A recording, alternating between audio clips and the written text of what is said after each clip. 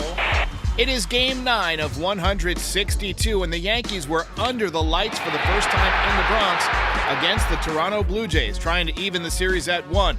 Clarke Schmidt on the mound, making his second start of the season, and a new number for catcher Austin Wells. My recap, your reactions coming up next. This is NYY Recaps. Welcome to Yankee Stadium. New York City. Just when they thought I was out, they pull me back in. All right. How's it going, everybody? How's it going? Welcome back. Thank you for spending your Saturday evening with me. Absolutely wild Yankees game tonight. They win 9-8. Wild crowd from the very beginning. Judge went deep. Stanton made us all look bad. All the voicemails that came in about how bad he is. My thumbnail that said Stanton is garbage, whatever. And then he gets 3 hits, hits a home run. Austin Wells changed his number from 88 to 28, so that's fun. No offense from the Yankees yesterday, but tonight they were definitely out in full force, and they have evened the series at 1 game apiece against the Blue Jays. Game 3 tomorrow afternoon at 1:35. Voicemail show in the morning, so be sure to call in, and we will get your thoughts on tonight's game. I'm going to put up the highlights while I give you the good news and the bad news. So let's start with the bad news. Jonathan Loaisiga, torn UCL, in case you missed it. He is out for the season. There's been a rash of UCL injuries this year. We saw Spencer Strider go down with a UCL injury. Shane Bieber is getting Tommy John surgery. There's an article in The Athletic about how in MLB, they're on pace to have about 50 some odd UCL tears this year. Last year there were 30, and years before that it was usually in the mid-20s. So it's basically doubled. They're blaming it on the pitch clock. Well, a lot of people are blaming it on the pitch clock. I think it's max effort. I mean, there's no rule that says you have to go max effort every pitch, but a lot of guys going down. That's unfortunate. It's not good for the game. I wish Jonathan Loaisiga well, but it's time for someone else to start paying his rehab bills. I think the Yankees are going to let him walk after the season. He is a free agent. But there is some good news, too. The Yankees jumped all over one of the best pitchers in baseball tonight. That is Kevin Gausman. And they win a nail-biter, 9-8. Hey, real quick before we get to the recap, as the chat is filling up, if you want to protect your privacy, get NordVPN. NordVPN is the sponsor for tonight's episode. Added benefit, you'll be able to get around the MLB blackouts if you're blacked out from your local team, because you can make your internet appear like it's coming from anywhere. So I use one from like San Francisco or whatever. Anyway, use the link in the description. NordVPN.com/NYY Recaps. 4 months free on a 2-year plan, 3 months free on a 1-year plan, plus 30-day money get back guarantee if you're not satisfied with the product. But yeah, Yankees looked really, really good tonight offensively. We saw Judge absolutely nuke one early on, even Stanton bouncing back and having a good night. So we saw the Blue Jays get to Clarke Schmidt a little bit, but he managed to hang on in some tough situations, pitched into and out of jams. They had some tough swings. We see Rizzo bounce back with a home run, his first home run of the year, hitting it off the Lays sign. Soto had a good night. He was on base a few times, had a couple of walks. And, of course, Giancarlo Stanton. The day that we criticized him for going 3 for 24, he goes 3 for his first 3. I mean, that's just baseball. That's how it's gonna be sometimes. JC Dinosaur says, is Soto okay after a collision with the wall? He did run into the wall in the 9th inning, but I think he's going to be fine. It looked like he just kind of grabbed onto that chain link fence. A little bit funny. I'll tell you what, we have had some trouble with right field walls the last couple of years. And Gleyber Torres there with the double. He had a solid night. Good night overall for the Yanks. All right, so James G says, Luke Weaver, more like puke heaver. Yikes. Pitching was not great not great tonight, but the offense got it done. Some nights they're going to be like this. But looks like the chat is filling up, so let's go ahead and get to the recap. Let's go. Let's get it going. 600 in the chat. Go ahead and hit that like and subscribe if you are new. We're here after every Yankees game. Clarke Schmidt gave up a leadoff double to Springer to begin the game, But I thought he did a nice job to pitch out of it. He was into and out of jams all night, it seemed like. Bottom of the first inning, though, the Yankees demonstrated exactly why you put Juan Soto ahead of Aaron Judge in the order. Soto sees a million pitches. He's going to walk a million times. And Aaron Judge is going to get to hit with a guy on first base roughly 40% of the time when he comes up in the first inning this year. And that means a lot of times it's going to be 2-0. It's another home run for Judge. All right. Here comes the Judge. Beautiful piece of hitting to the back of the bullpen. Gargantuan shot for most human beings, but for him, that's pretty much a routine fly ball. 425 feet, 109 mile an hour exit velocity. It became very clear early on that Kevin Gausman that was pitching tonight was not the Kevin Gausman that we're accustomed to watching. Velocity was down, location was imprecise, bite on his breaking stuff was not what it usually is.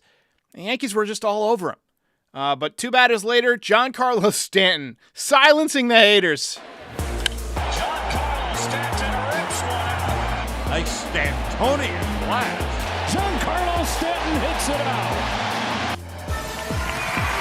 Opposite field shot, 100 mile an hour exit velocity, just barely over the wall. They had to review it, but it remains a home run. He had some very good swings tonight. Voicemails after last night's game were plentiful, and they had a very similar theme. A lot of people very unhappy with Giancarlo Stanton and how bad he's looked early in the season, but second home run of the season already.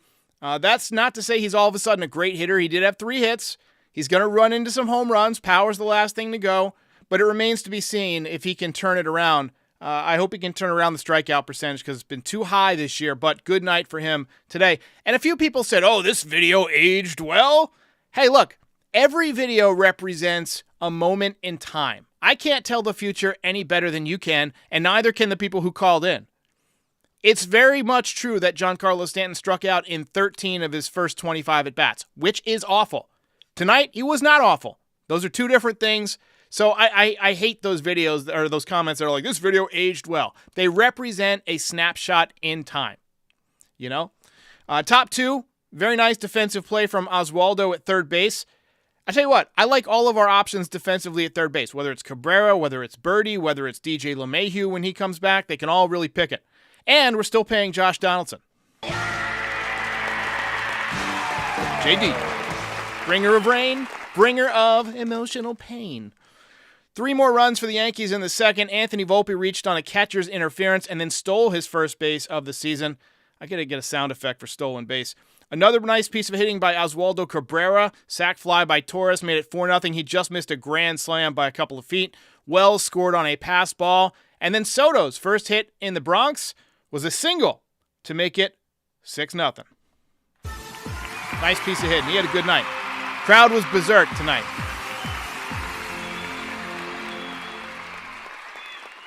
So the Jays got a run off of Clark Schmidt in the 3rd inning, but he worked his way out of the jam, gave up another run in the 4th inning, which was the 3rd time through the order. So you knew it wasn't going to be much longer that he was in the game. Again, not a long outing for Clark Schmidt. He stuck around to face 2 batters in the 5th. He didn't pitch long enough to get a win. Yankees don't seem to care about wins statistically for pitchers anymore. It doesn't really matter. 4 1/3 innings, 6 hits, 2 runs, 3 walks, 4 strikeouts, 2 outs short of qualifying for that W. So far this season, 9 2/3 innings pitched, 13 hits, 9 strikeouts, 4.66 ERA. Last year, he finished with a 4.64 ERA, so basically pitching as well so far this season as he did in the aggregate last season.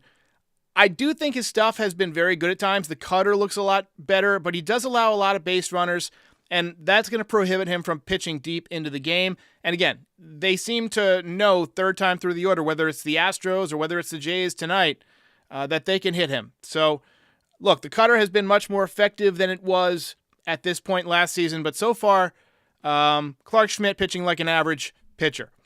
Now, if you follow me on X, you probably know that before the game, I tweeted or posted or X'd or whatever it is that Anthony Rizzo was due, and he was my pick for a home run tonight. And in the bottom of the 5th, he made me look a lot smarter than Giancarlo Stanton did. There it goes!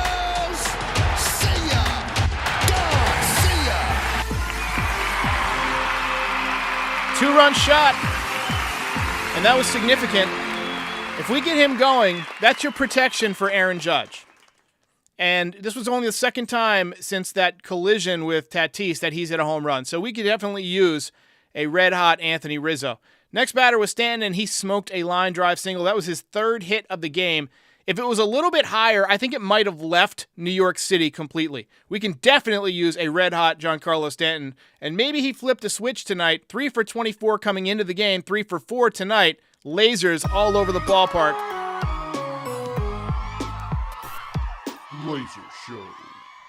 Soto also had a multi-hit game. He made it 9-2 in the 6th inning. Had a little bit of a mini slump coming into the game, but he turned it around tonight. Blue Jays got to Luke Weaver in the top of the 7th, cut the lead to 9-5. Victor Gonzalez, I thought, pitched pretty well. Hamilton got out of an inning, but had a little bit of trouble in the 9th inning. Holmes came in to take over for Hamilton with runners on 2nd and 3rd. And they both came around to score. I saw a comment that said he has trouble closing his car door. I thought that was one of the better comments I've seen in the early season. But he hangs on to get the strikeout, and the Yankees win number 7 on the year. Yankees win.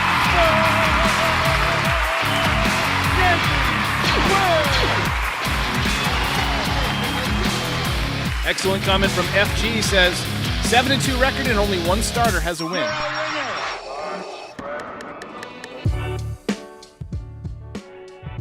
Somebody else says Stanton will go 0 for the next month. I hope not. Lori C says that the pen will be toast by Memorial Day. You guys are sure in a bad mood after we won 9-8 and even the series. And look, a lot of candidates for the belt tonight. I like to give it to one person. I don't like to do co-belts, and I thought about it tonight, decided not to do it. But when the day begins with a chorus of voicemails begging for you to be launched into the sun, and then you finish it with a 3-hit game, that's belt-worthy. Giancarlo Stanton. Nice job, once again. So we take a few comments. We'll put up Giancarlo's stats here in just a second. So Stanton this year, only hitting .214, 2 home runs, 2 RBIs, .241 on base percentage, no stolen bases, obviously, .705 OPS. But he's always a guy who's used that right field porch pretty well at Yankee Stadium. Call me crazy, but I think Giancarlo Stanton could be a better hitter if he just approached right field every time and never tried to pull the ball. Because he's going to run into some. That'll allow him to wait a little bit longer. You know, he's a guy who's losing a little bit of bat speed. His trouble catching up with the fastball the last couple of years. You know, if you become a right field oriented hitter, you might be able to hang on a little bit longer. Now, he does have that closed stance, and a lot of people think that's because he's trying to hit the ball to right field, but really he said that it's because it keeps him from stepping in the bucket, or as a hitting term, stepping towards third base when you swing. So, look, it is what it is. I think he will have a Stantonian season, 25 home runs, low batting average. Aaron Judge also had a pretty good night tonight. Let me go ahead and pull up his stats as well. We do have them, and I'm going to put them up. So on the season, hitting .212, 2 home runs, 6 RBIs, .357 on base percentage, .812 OPS. Again, he is off to a little bit of a slow start, but still has an OPS over 800. You can't complain too much about that at this point. So, nice night overall for the Yankees. We got a couple of super chats we got to get to. F. Szyminski has 2 of them. He says, this bullpen is shit. He also says, the pitching staff is our Achilles heel. The bullpen is our cesspool. Good to hear you being positive tonight on a night where we win. You guys want to look at the box score? We got a nice little box score tonight. A lot of crooked numbers up there. Yankees get 10 hits. Blue Jays get 12 hits. These are 2 offensive that have struggled so far this year. Blue Jays, I think they got no hit, and the Yankees shut out twice. Soto, 2 hits tonight. He's got an .886 OPS to open the season. Judge, couple of hits, couple of ribbies, couple of walks. Stanton, obviously 3 hits. And then in the pitching category, Schmidt, you see 4 1/3, 2 runs. Weaver, not good, 6.35 ERA so far. Victor Gonzalez. I do agree with the sentiment that we need more pitching, at least in the bullpen. With Loaizaga going down, the Yankees are going to have to find somebody to replace those innings. I'm not sure Devin, or whatever the guy's name was, David Williams, or I don't even remember the guy they called up yesterday, is going to be the guy. Louis Penafiel says, greetings from Cancun. What a close game. Hope the Yankees win tomorrow and the series. Keep Cabrera and Wells in the lineup. Seems like good things happen when they're in. They have high energy. I very much agree. That's cool that you're checking in from Cancun. I remember when I was on a company cruise during the ALCS a few years back. They booked it for October, and I was worried about that. I was like, what if the Yankees are playing in October? And it was against the Astros. It was 2019. And I had to pay for the ship Wi-Fi to watch the games. And it was like, I don't know, it was like $200 to watch those games for 5 days or whatever. It was ridiculous. And it was all choppy. It was pretty much the worst experience I've had watching baseball, especially since they lost the series. And then Kenyon Tadlock says, Dominguez getting Stanton's spot will be wild. Dominguez will be back before long. He's already taken reps in Tampa. It probably won't be June. It'll probably be late May, maybe early June. We'll see. I know that they're predicting, mid-season. I think they're kind of trying to under-promise, over-deliver. I think he's going to be back around Memorial Day. And we'll see what the lineup is doing at that point. Now, Verdugo isn't exactly tearing the cover off the ball either. He's hitting 161, 508 OPS. He's got more chains than hits. And obviously Stanton 3 hits tonight, but what's he going to be doing in 2 months? Is he even going to be able to walk in 2 months? I guess we'll see. The save situation says more scrap heap pickups to fill the AAA team for the shuttle. Glad you guys are so positive. so positive after a win. The save situation also says, funny watching Vogelback trying to escape the rundown. Yeah, I thought there was going to be another earthquake. If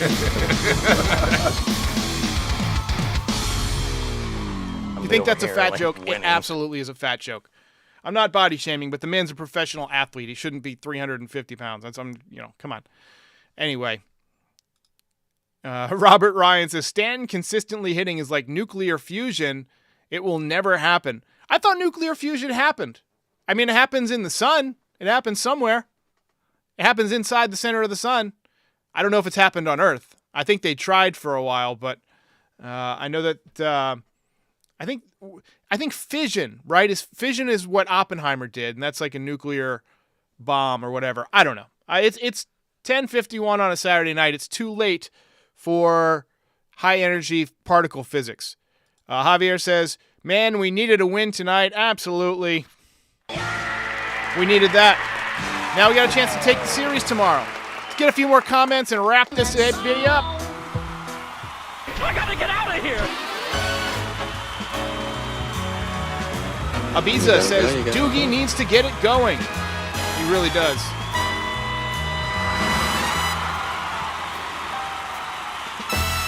Ryan Davis with the super chat says, hope that the Yankees draft AJ Causey or Drew Beam of the Vols. I haven't watched either of them play. Usually there's some mock drafts that come out right around this time. Baseball America is the place to look for that. They're on top of the prospect game. I actually just designed a new podcast for them. So they've got a new podcast on their channel. It's called Hot Sheet, BA Hot Sheet. And they've also been doing prospect profiles with Scott Braun. And I actually am the producer, the designer of those podcasts. So if you like the visual style of this podcast, which I hope you do, if you're watching, I'd imagine you do. There's about 800 people on right now.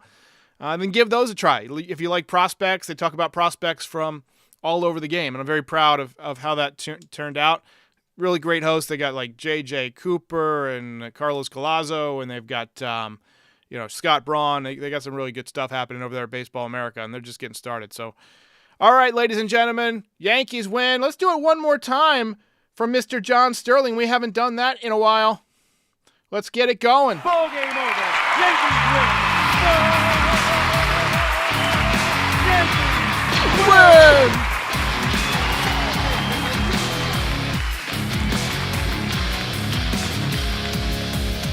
You're a winner. EJ Lavoie says, maybe you heal quicker on Mars. Maybe you heal quicker if you're an alien. As we get the send-off here from Mr. Costanza. Reminder to check out NordVPN/NYY Recaps. That's the sponsor for tonight's podcast. Also, sign up on all your favorite podcast platforms. Like and subscribe. This is the #1 MLB post-game show on all of planet Earth as of right now. And you guys are why. I'll see you next time. Good night.